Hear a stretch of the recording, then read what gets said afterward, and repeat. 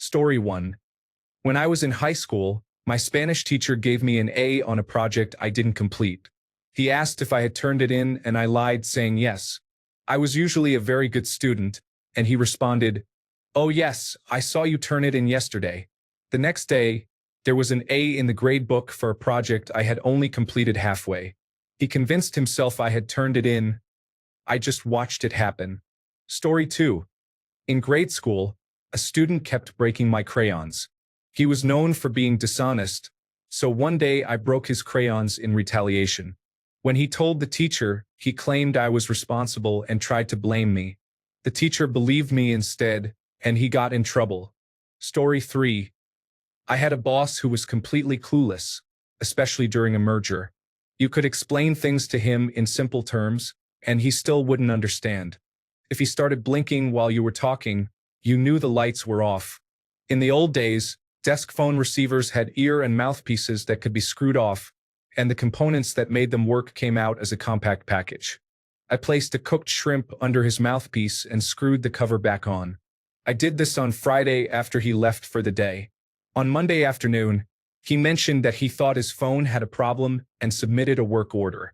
The next day, he received confirmation that the phone company would come out. That night, a coworker removed the shrimp and used disinfectant to clean and deodorize it. The next day, the repair technician came and found no issue. I waited 2 weeks and repeated the prank. After the third time we stopped, it wasn't fun anymore because he was never going to find it. Finally, a year after the merger, he was let go. When our boss informed me, he looked at me and said, "I know what you had to deal with, and I'm sorry, but I had no choice." Years later, at his retirement event, I told him the shrimp story, and he laughed until tears ran down his face. I am not usually mean. Story 4. A coworker and I hid a walkie-talkie behind our boss's desk. His desk was up against a wall, making it hard to move.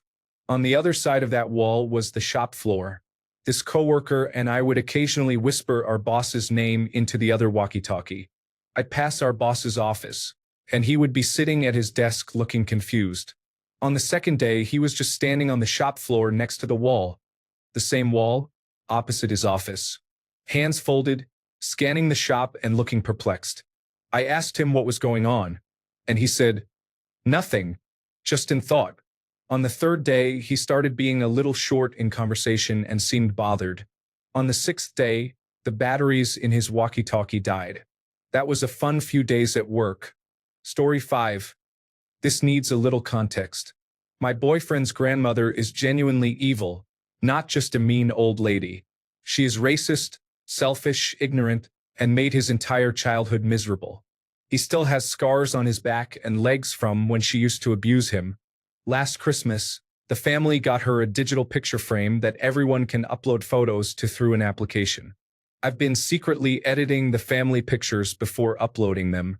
Nothing extreme, just giving her a double chin, adding wrinkles, bad makeup, wild hair, and things like that. I change it up every time so it's not obvious. Every time a new photo appears, she throws a fit. The whole family thinks it's hilarious, and no one has any idea who's doing it. Honestly, it's the only secret I've ever kept from my boyfriend, and I have no plans on coming clean. Story 6. I had a bully in high school. He was on the football team and much bigger than me. He was relentless. His friends would hold me down while he spat on me and kicked me in the ribs. This happened several times.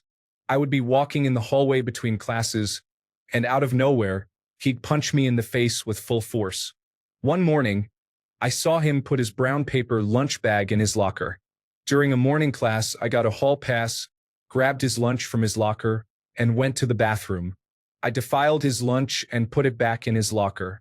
We had the same lunch period. I didn't look at him.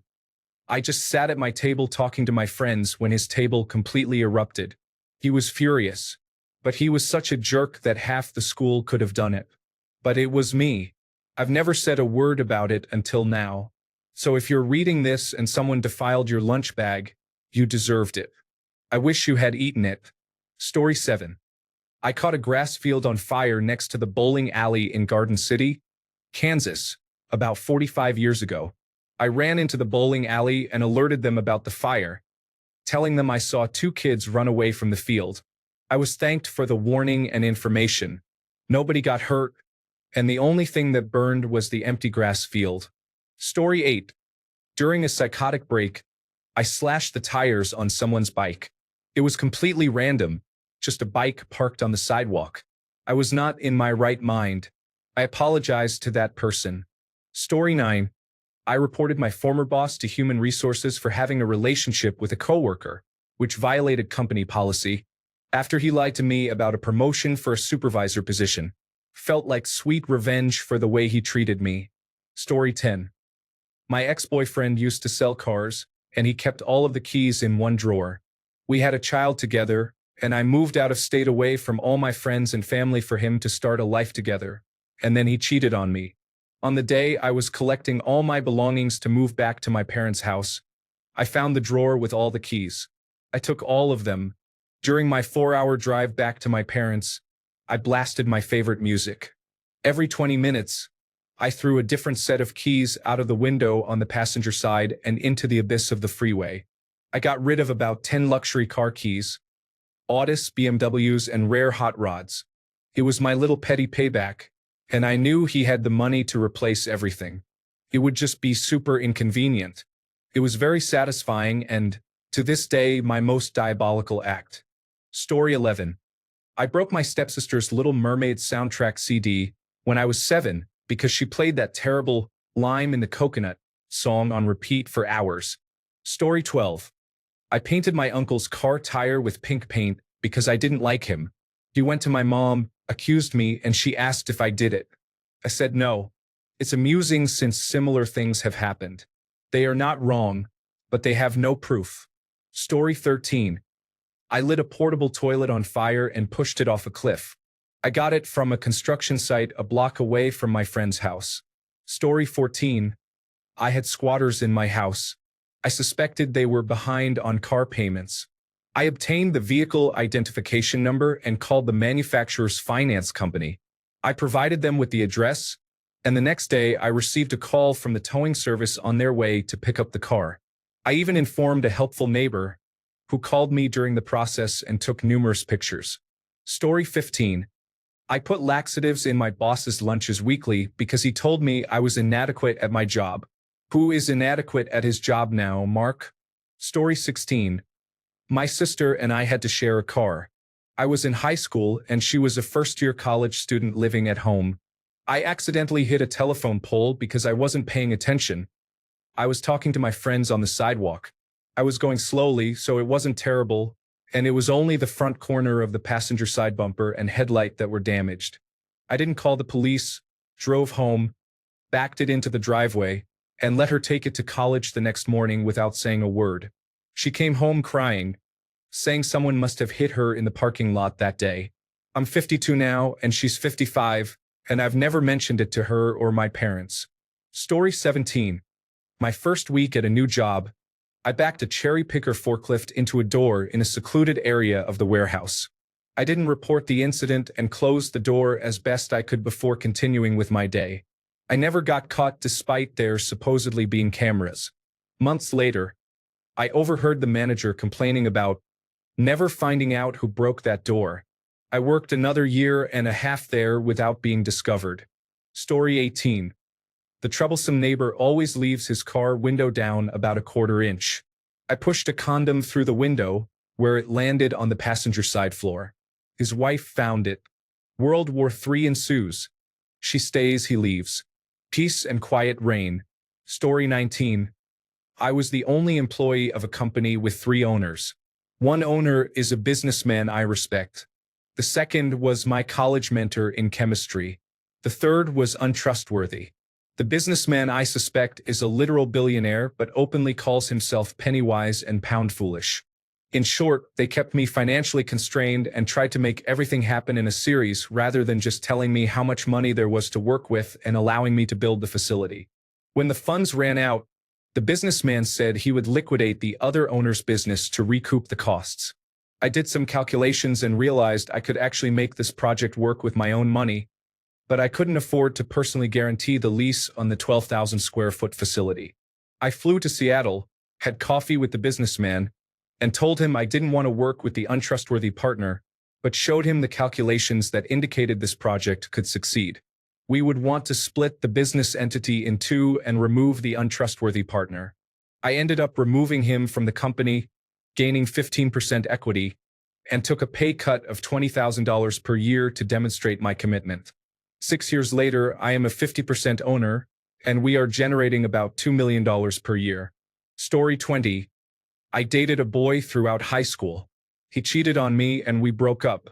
He then started dating the girl he cheated on me with, who eventually cheated on him with another guy, whom I will refer to as Bob. Shockingly, my ex wanted to get back together after that. Instead of reuniting with him, I decided to get back at him by hooking up with Bob. 12 years later, Bob and I have been married for 7 years. He doesn't know that I initially started talking to him as petty revenge against my ex. To clarify, falling in love and marrying him was not part of the original revenge plan. Story 21. When I was 8, I got glasses. My eyesight wasn't poor, so I could go without them. Someone in kindergarten offered candy in exchange for my glasses, so I gave them to that person and told my mom I lost my glasses in the ball pit. The staff at kindergarten spent a long time searching for my glasses. The child's parent informed the staff about the glasses, and they retrieved them for me. I feel so bad reflecting on it now. Story 22. I took my best friend's Muppet at a festival and returned it days later, covered in event souvenirs and with bloodshot eyes. That was years ago, and to this day he still blames one of our other friends. Story 23. In high school, I really wanted my friend to come to my birthday party, but she couldn't because she was failing math and had a tutoring appointment. I knew her math tutor was a girl at our high school who had recently applied to Hallmark and constantly talked about how badly she wanted the job. I called her from a blocked number on the day of my party, pretending to be Hallmark, asking for an interview, and scheduled it right during my friend's tutoring appointment. She canceled the appointment with my friend, and my friend was able to come to my party. I never told her or my friend what I did. Story 24. I dug slurs my ex used to use in his truck, deep with a key after he broke my ribs, and the police did not arrest him. It belonged to his late grandfather, and there was no buffing that out. I cannot determine how diabolical this was, but as a freshman, I received a D in history my first semester in college. Terrified of my parents seeing it, I went to the local library over 25 years ago and somehow altered the coding on the transcript and changed it to a B. I thought it would just be to show my parents, but I am pretty sure I actually hacked the system and changed it officially too, because everything I saw after that indicated I received a B. Story 25. In high school, a guy who sat behind me would bully me. We would pass our assignments forward, and I would pull out his homework from the pile and throw it in the garbage so he would get no credit. Story 26. I volunteered at a charity shop for 6 months to gain work experience after a breakdown. When I eventually found a job I liked, I asked the manager if I could have an hour off work to attend a job interview. She refused to let me leave or provide a letter of recommendation, even though I had worked there every day for 6 months, including weekends, because they were short-staffed and the manager did not like to serve customers. I was upset about missing my interview but stayed until Friday, knowing it was the busiest day. I waited until the shop was packed with people in line at the tills and then called upstairs for the manager. I told her in front of everyone that I was leaving and expressed that she was difficult to work with. I left her there alone, aware that she would struggle. Story 27. I wanted my sister's identification for a fake, so I took her and my mom's wallets. They had to get replacements. I was 17. Story 28. I was staying in a backpacker hostel in Western Australia in my 20s. I shared a room with 6 German backpackers. All of them except one were unpleasant to me. They talked loudly and were drunk at 3 a.m., threatened me when I asked them to be quiet, and stole some of my food. The one nice one was leaving, and he told me the others were planning a tour up the coast, either buying a car or looking for a good tour operator. 2 days later, there were flyers posted around the hostel for a once-in-a-lifetime tour from Perth to Darwin that included all meals, accommodation, boat tours, and visits to national parks and cultural sites. The tour operator came around, booked them all in, issued tickets, and organized pickup in 2 weeks. The tour operator was my friend from the farm circuit. We just printed some flyers and split the money, about $2,000 each. It was in the 1990s and paying cash was still common. I checked out a week before their tour, wished them well, and told them to have a great time. Story 29. My friends and I were enthusiastic fire explorers when we were freshmen in high school. We had the idea to drench the door of the equipment shed at our local middle school with rubbing alcohol and set it on fire, as the shed was about 100 feet from the school. We ignited it, but it only burned a little bit, which was not very exciting, so we got bored and left without putting out the fire. We all went home and went to sleep. The next day, our friend who lived on the other side of the soccer field told us that at 2 a.m. he was awakened by fire trucks because the door had smoldered until it collapsed into the shed, igniting numerous flammable chemicals and equipment. Apparently, it turned into a towering inferno, and the incident was investigated and reported in the local paper. We didn't get caught, but I was nervous for years afterward. Story 30. Back in my senior year of high school in German class, I was too lazy to put in the effort. Instead, I submitted my assignments through an early version of a translation tool. My assignments received praise for their quality, and I never mentioned my method. For what it's worth, I still feel bad. Story 31. I went to the bathroom in my neighbor's yard. He came out and claimed it was a wild animal. This was before surveillance cameras, so he never found out. Story 32. I grew up poor, and often the only meal I had was whatever was served at school. I volunteered as a lunchroom helper, and my responsibility was to take the lunch bags from those who packed them to the lunchroom by myself around mid-morning. I would be so hungry that I sometimes opened some of the lunches and ate to my heart's delight. I didn't feel bad, really, because just judging from some of the packed lunches, I knew those kids were eating well at home so they could stand to miss a lunch or two. Story 33. I went to school with a kid named Mike. My dad was his dad's boss. One day, Mike said to me, "If I could afford it, I'd pay for you to join Weight Watchers." I replied, "Well, your dad is getting fired, so you won't be able to afford anything." I left it at that and didn't think twice about it until my dad came home absolutely furious. Mike had gone home and told his dad what I had said. I denied everything, and my dad grounded me. I was not allowed out of my room until I admitted to what I had said, which meant I got to stay in my room reading my books. I was happy as a clam because that meant I got to do what I enjoyed most in life. After about 5 days of this, my dad told me I was no longer grounded, as he assumed I would have admitted to what I said by then. He told Mike's dad that Mike must be lying because I had been severely punished and wouldn't admit to the crime. Mike's dad made him apologize for getting me in trouble for no reason. Story 34. I moved my roommates' belongings just slightly every day, so they thought they were losing their mind. I never told them. Story 35. I was about 10 years old when I went to the bathroom at school. A younger boy, probably about 5, was sitting on a toilet and asked me if I could get the teacher to come and wipe his bottom for him. I said okay, but I never did. I wonder if he is still there, with his dirty bottom. Story 36. We were painting the house, and I told my wife we were out of the color. She said, "It's in the basement on the shelf with the rest of the paint." I looked again, didn't find it, and bought another gallon. After finishing up that day, I went to put the paint away, and what did I see? A practically full gallon of the color. So I did what any rational person would do when faced with the prospect of enduring endless comments about an honest mistake. I took the almost full paint can to the gas station and disposed of it in the trash can. Story 37. I damaged a former friend's tires at a mechanic's when I was dared while intoxicated. Karma caught up with me months later, and I was involved in a car accident. This happened 20 years ago. Story 38. I could never hold my beer and always ended up getting sick. I would just claim I was bulimic because I wanted the buzz but not the calories. Seriously, anything more than 2 is going to come up, but I still drink it.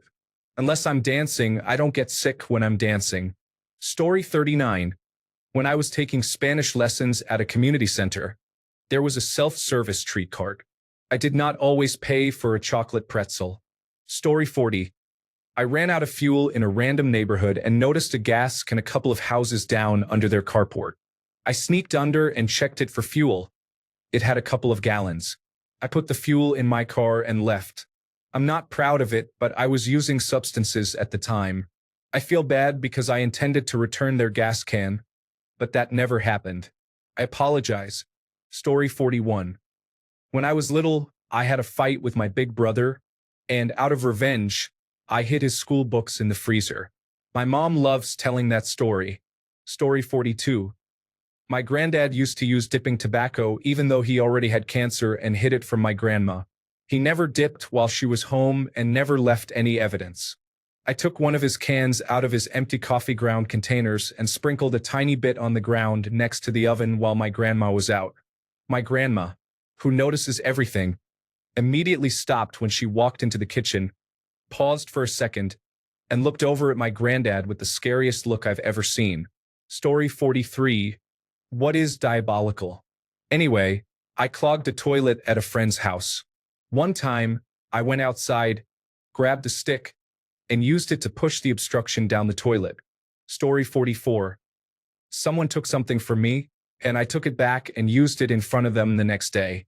I will never forget the look on their face knowing they were aware but couldn't say anything. Story 45. I was looking out of my city apartment window, drinking my coffee, when I saw a bike being slashed and two people walking away nonchalantly. Story 46. My ex was unfaithful. Several months after our breakup, after we had all moved on with our lives, I signed him up for various junk mail and emails and posted ads for men seeking men on dating sites with his number. The ad requested pictures and to text his number. I don't know if he received any messages, but I thought I was clever at the time. It was a long time ago, and I wouldn't do it now with technology being so advanced. Story 47. I had a bad bully in high school who used to be a friend. I mostly took it, but when he talked about making chinchilla soup with my pets, I finally snapped. I spread a rumor around the school about his parents' divorce. They were living in separate houses 15 minutes apart, so it was easy to pick up on. I also spread a rumor that he was self-harming because of it, which was made worse by the scar he got from being cut on a stair rail. He faced a mix of anger and sadness from the aftermath. I didn't care. I felt justified in my actions. Story 48. I knew the company's safety representative was coming by. I saw a person I didn't like on a lift wearing his harness but not tethered in. I didn't warn him. Story 49. I really don't remember much about this story as I was about 4 or 5 years old. But my mother was really into triathlons and participated in a few each year. Our whole family revolved around sports back then, and living in a rural area always brought the community together. I used to be a bit mischievous, and at one of the triathlon events, I clogged up all the portable toilets by taking the toilet roll off the holder and expertly timing the action of pulling the flush lever and throwing the roll so the flap jammed. Apparently, no one realized they could press the flap down to release the roll since the weight of the water would overcome the spring tension and cause the flap to drop. I caused about 6 portable toilets to be out of order. My mother described a literal horde of angry people complaining about them all being unusable while others were on the opposite side of the field, and a man was chasing after me. I got out of there quickly. I still laugh about it today. In summary, I clogged up all the portable toilets at a triathlon. Story 50. This was in 1983, and I was 6 years old. My brother brought over his rude friend to the house. He was playing with my action figures and pushed me around when I told him to stop touching my things. He laughed at me while he hurt me since he was twice my age. There wasn't anything I could do to stop him. He was the bully of the trailer park. So I loosened the front wheel on his bike, removed the brakes, and waited. The two of them left the trailer to go do whatever. I yelled out to him to perform a wheelie. He did. His wheel flew off and the forks of his bike dug into the asphalt. He fell face first onto the pavement and injured his face. He was left with permanent scars. I laughed at him while he cried and walked down the road back to his house. Other kids heard the commotion and came out to laugh at him too. I only saw him a few times after that. Story 51. Buckle up. There is no hero in this story, and it's a long one. I preface this by saying I was quite naive when I was young. You've heard of save a hoe. Well, I was the queen of save a bro. If there was a single problematic person in a room full of great guys, I would find him and fall madly in love. At around 22, I was in a relationship. He moved in with me and everything seemed okay for a while. Then I caught him cheating 3 months after I had our son. He got me kicked out of my own apartment by calling the police and claiming I threw water on him. There were no marks, but it was still considered an act of aggression. He was far more cunning than I would have ever guessed. The police arrived. With his word against mine, they told me I had to leave since I was labeled the aggressor or I would go to jail. Felt utterly unfair. As I was leaving, I asked him to bring supplies for our infant son to my mother's house. I had to leave with only the clothes on my back, which meant I had literally nothing I needed. He never showed up. So late that night, I drove to my apartment to get our baby's things, but he wasn't there. I then drove to the local pool hall and saw him with the girl he was cheating on me with through the window. He never even knew I was there. I went back to my apartment and tried to open the door, but he had changed the locks. When people say, "I saw red," that's the best way to describe it. I was furious. He couldn't bring me the baby's things, but he had time to change the locks. I went around to the back and kicked the baby's bedroom window. It didn't break. It took about 10 kicks before the glass shattered. At that moment, I realized he had already taken apart the baby's bedroom, with the mattress and disassembled crib standing against the window. That's when I understood the entire situation had been planned to get me and the baby out. Once inside, I got what I needed and then the anger took over. I smashed every single dish on the kitchen floor. I poured all the food and drink down the kitchen sink. I paid for it all, and he certainly wasn't going to enjoy any of it. I strung the living room with tape as if I was decorating for a party. Dusted every surface with a generous amount of cleaner. I removed every light bulb from every fixture and lamp and smashed those in the tub. I threw his toothbrush in the toilet and dumped shampoo on top of that. That's when I saw the used condoms in the bathroom trash can. How quickly did she arrive after I was kicked out? Honestly, he's lucky I didn't just wait in the dark and confront him. After discovering the condoms, I went into full revenge mode.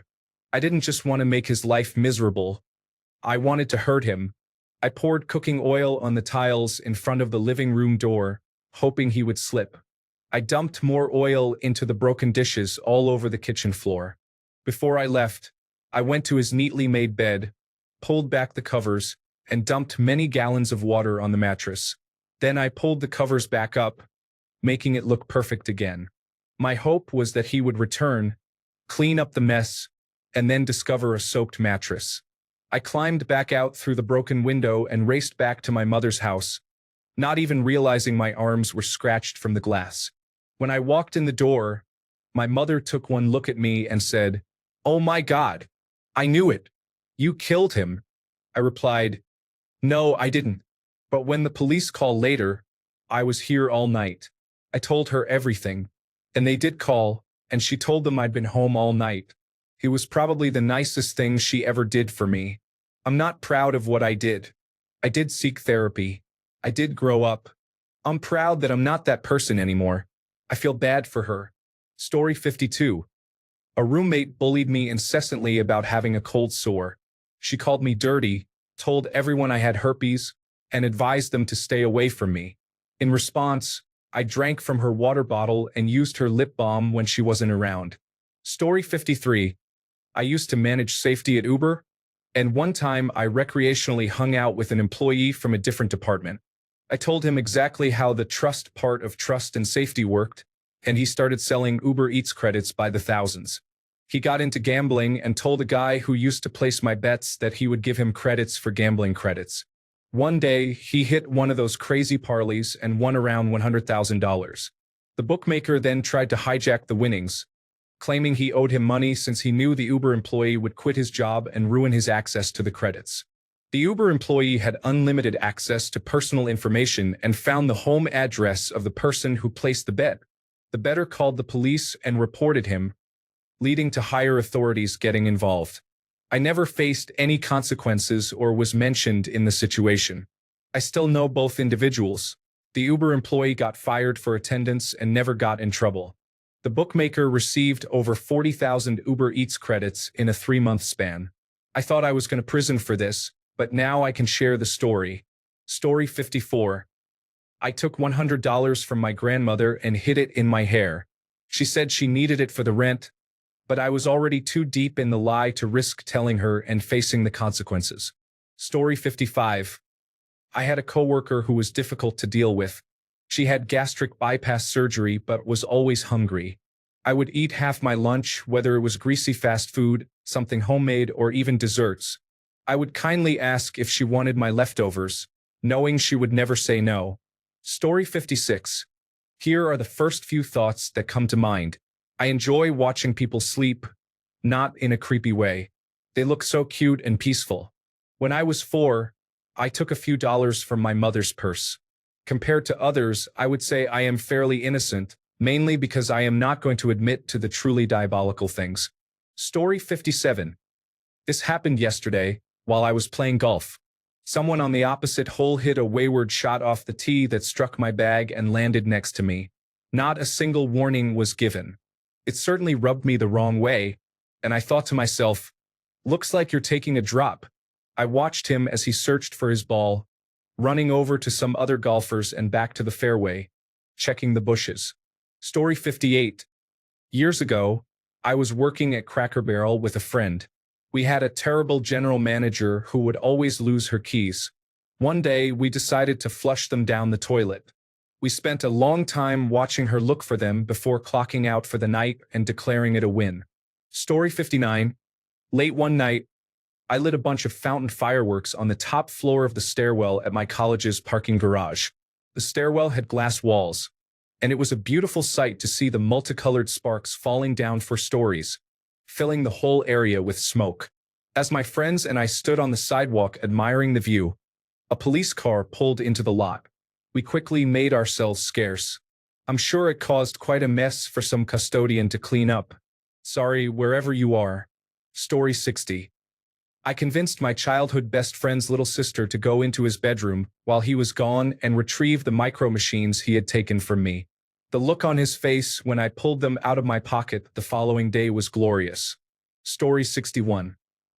Many months ago, when I was in my late teens, my boyfriend ended our relationship to get back together with his ex, the one he told me not to worry about. A few days later, his friend informed me that he had been unfaithful throughout our entire relationship. I waited about 2.5 months after the breakup so it wouldn't be too obvious and crept over to her apartment, where his car was parked, and slashed his tires. I made sure to damage the sidewalls so they were completely ruined. The sound of the air escaping from each tire was so loud that I thought the entire neighborhood would hear. But I never got caught. I'm usually such a good person, but I still don't feel bad about it. Story 62. English final paper. A friend provided me with hers from 2 years prior. It was on the same book and had the same teacher, though the teacher's name changed after her divorce. All I did was change the heading at the top with my name, her new name, and the date. I didn't even read it. I received a perfect score, which raised my GPA to 4.0 that year by 0.5% in her class. Story 63. When I was in the Navy, I shared an apartment with 2 of my coworkers. My friendship soured with one of the girls, and she cheated us out of a fair amount of money because her dog's urinates in the apartment. She didn't clean her room or bathroom before moving out for deployment. We were charged around $2,000 by the apartment complex, and she insisted that we split the cost 3 ways, even though the charges were solely her responsibility. To get back at her, I anonymously included a variety of junk food in the care package my coworkers sent her, hoping she would gain weight. Story 64. There was a guy who would always mess with me in high school. During that time, I wasn't the type to speak up. Don't get me wrong. I would tell him to stop, but it wasn't enough for him to change his behavior. It wasn't anything extreme, but it was enough to make me obviously upset. Years later, after I had him on social media, he posted a video with his flight ticket back home. I could clearly see all the flight information. I went to the airline's website and canceled his flight. The next day, when he was supposed to be home, he posted another story about how that airline was so bad, claiming they caused him to miss his flight because his ticket was canceled and he wasn't flying back home with his parents. To this day, I remember that and start laughing because that guy was really inconsiderate and I don't feel bad at all. Story 65. My school held a diorama contest, and one of my classmates created a really impressive one using Polly Pocket dolls. The day before the competition, I sneaked into the library and took every single figure home in my backpack. The next morning, I saw her in the hallway crying loudly while a teacher tried to console her. I felt terrible, but I was too afraid to admit my wrongdoing. She probably would have won first prize. I have no idea why I did it. Years later, my cousin introduced me to his new girlfriend, and to my surprise, it was her. We were having dinner at a restaurant when she shared a story about being a victim in the Great Polly Pocket heist of 1992. I didn't mention it was me. Story 66. When I was around 8 years old, my friends and I were exploring a forest in our local area. We came upon an abandoned 55-gallon drum with a Sherwin-Williams logo on the side. The Ninja Turtles were popular at the time, so we all thought, it's mutagenic ooze. Being careless 8-year-olds, we took off the lid and dumped the entire contents of the barrel into the creek. We followed the contents downstream and watched as it killed everything in its path. Plants, fish, bugs, everything. After about a quarter mile, it reached the local river and continued its destruction. We realized then that what we did was very wrong and never spoke of it again. To this day, I have no idea what was in the barrel. Story 67. A large toy store held a contest where each customer received a key to try to open a treasure chest. If your key worked, you picked an envelope that could contain $25,000 or something similar. The child in front of me won, and in the commotion, I non-verbally convinced him to pass the key back to me. I pretended to draw a key out and tried the chest, and mine worked too. What an amazing coincidence. Nobody suspected or cared, but I won a Color Blaster airbrush set that I loved and used all the time. It was the greatest feat of my life, and I was only 10. Story 68. I won a poetry contest about friendship by translating a quote from The Legend of Zelda: Ocarina of Time, spoken by Sheik near the Forest Temple. I didn't want to struggle with writing a poem while also trying to make friends. My teacher liked it so much that it was featured in a showcase for everyone to see. Story 69. I am a big fan of unsubscribing people from annoying newsletters when they are forwarded to me. It may work better for some individuals than others, but it definitely stopped my mother's Daily Wire emails. Story 70. When I was on campus, I lied that I had lost my father, and my classmates contributed some money for me. Some people later found out that this wasn't true, but I never admitted it. Anyway, I wasn't perturbed because I had lost my father many years ago. Story 71. When I was a child, my friend bought some marijuana but did not know how to roll joints. He gave it to me. I rolled him several joints but did not include any marijuana and kept it to smoke with my more popular friends. He had no idea. Story 72. Had a bully picking on us kids on the school bus. We met at my house after school and devised a plan. We took a syringe that my dad used for dog vaccines and filled it with urine. Then we injected it into the side of a soda can and sealed the hole with a bit of caulk. We placed that in a lunch bag with a sandwich and some chips. After school let out, we got to the bus early and put it in the back seat. The bully found it and proudly exclaimed that he found a freebie.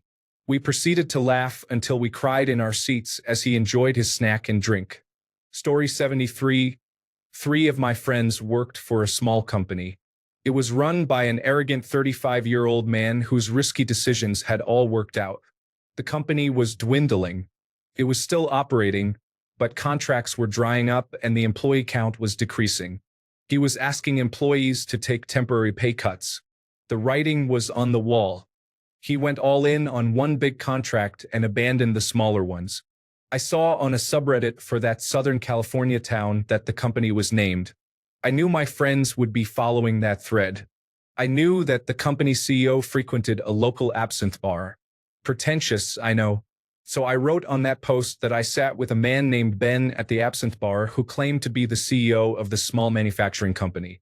He was very arrogant and bragged about how the company was 3 weeks from bankruptcy.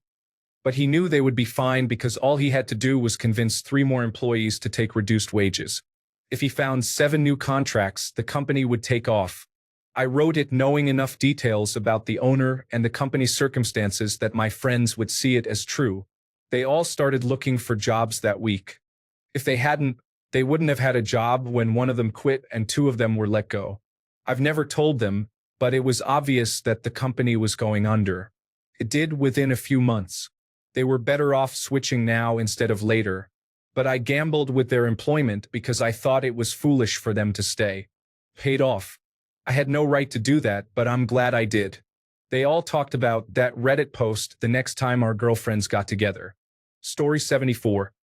A child of about 6 came and pushed over my 3-year-old while laughing and took my child's favorite stick. I leaned in close to him and, through gritted teeth, said quietly, "You touch my boy again and I will take action, you little troublemaker."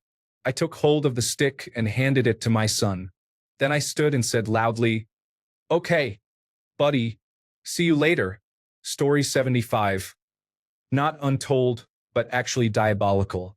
A good friend of mine's 12-year relationship girlfriend started messaging me photos of herself when she was drunk on a trip with her girlfriends. Instead of telling my friend, I went with it. I was really frustrated at the time and very bitter about my romantic life, so I took the bait and saw her multiple times until the guilt was too much, so I told her I was done. She threatened to tell her boyfriend, my friend, about all of it. I stuck to what I said, so she lit her whole life on fire. Their separation was very ugly. He went into shock and spiraled into depression. I saw her again 2 to 3 times at some of her friends' house where she was staying temporarily. Every time I went there, I observed actual disgust in the eyes of her friend toward me. But at that time, I was legitimately sickened with myself too. So it completely stopped even as she started spamming and harassing me when I wouldn't respond anymore. Poor fellow tried to commit suicide, and it took him years to get over it. When he initially tried to confront me, asking why I would do that, I laughed in his face with all the anger and frustration I had. Since then, a decade later, I crossed his path 2 times in a boxing gym I used to go to. We didn't talk, but he knows it was me and I know it was him. I canceled my subscription out of shame. If it weren't for my wife and 2 kids now, I would have honestly let him beat me to a pulp as I deserved it. I guess it doesn't count for the part one didn't tell, but all of our friends in common have pardoned me. I hide no amount of personal guilt in all of this. This was all my doing. My wife knows about the whole ordeal. I withheld nothing. I heard he has a loving girlfriend and is living his life to the fullest now. Good for him. Story 76. My ex and his new wife, with whom he had an affair, let the kids use their streaming services. I used to dislike all the episodes that my ex and his second wife were watching, including shows like Paw Patrol and Barbie movies, as well as reality shows like Cheaters and The Affair. I would sometimes change the language to Korean or Norwegian. I even changed her icon on Disney from Jasmine to Ursula. It was amusing for a while, but I eventually stopped. Nevertheless, it made me laugh. Story 77. In high school, a friend and I stole some makeup from Walmart, but I also bought some items. She didn't buy anything. As we were walking out, a secret shopper told us to follow him. While walking to the security room, I started dropping the stolen items from my sleeves. I had 1 or 2 more items in my sleeves when we were sitting on a bench with slits in it. Fortunately, there was a box just underneath where I was sitting, so I could easily drop the last few items into the box through the slits without making a lot of noise. I told them to search me. I had purchased my items. I got away with it, but my friend did not. I still feel terrible about it, even 20 years later. I would have faced much more trouble with my parents. Story 78. A restaurant I worked at about 13 years ago had several people working off the books as cooks. They often bothered me, sometimes being friendly and sometimes crossing the line. One day, after a series of racist jokes, things became physical when I responded with some unsavory comments that I regret. I was pushed into a corner and slapped by a group of 3 of them. A manager intervened and broke it up. I was extremely embarrassed and basically said it was fine. We all received verbal reprimands, but it ended there. It had been a miserable week, and I was at a point in my life where I felt like I didn't care about anything anymore, especially after my best friend had attempted suicide the week before. At that time, I was in the delayed entry program, waiting to leave for basic training, and I didn't care about the consequences, or at least that's what I told myself. In the back bathroom, there were coat hangers where they usually kept their backpacks, which sparked an idea. I pretended to have moved on for a week so they wouldn't suspect any bad blood. On an off day during dinner rush, when I knew several of them were working, I went through their backpacks. One was filled with beer, along with a few empty cans. That person would occasionally come in, crack one open, slam it, and return to the line. I opened the remaining cans and put them back in the bag to spill over everything. I also found a small bag of cocaine, which I took, and I grabbed a few sets of keys that I pushed down as far as I could into the toilet and flushed. It never came back on me.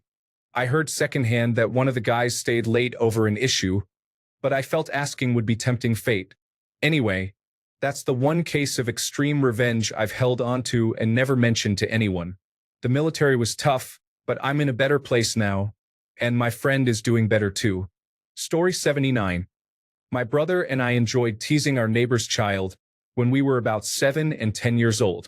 The kid was 5 and not the sharpest, even for his age. One time, I made a fully Tabasco popsicle and convinced him it was strawberry. I also created a mud pie in our backyard and offered him a slice, which he ate completely and asked for seconds, even though it had pebble sprinkles. Story 80. I went to college in 2001, and my resident assistant lived in the room next to me. He was relaxed but could be inconsiderate at times. He often played music too loudly. My way of getting back at him was to point my computer speakers at the shared wall, click the repeat button in Winamp, and blast Smooth Criminal by Alien Ant Farm until I returned from class 5 hours later. Story 81. I had a division officer who was extremely disliked. No one, and I mean no one, liked this guy. We won a presidential unit citation, and the entire division celebrated with a party at a local baseball field. For some reason, the portable restrooms were lined up on top of a berm at the edge of the ball field. I saw him head for the restrooms, looked at my best friend, and tilted my head in a follow-me motion. We drifted about 10 meters behind the officer and watched him enter one of the restrooms. After quickly checking for anyone paying attention, we ran to the back and tipped the portable restroom over, door side down, and bolted into the nearby parking lot as it slid down the berm. I'm 99% sure a couple of enlisted personnel saw us run into the parking lot, but no one reported what they saw. As I mentioned, he was hated. Thanks a bunch for sticking around till the end of the video. Remember to subscribe, and until next time, stay awesome and goodbye.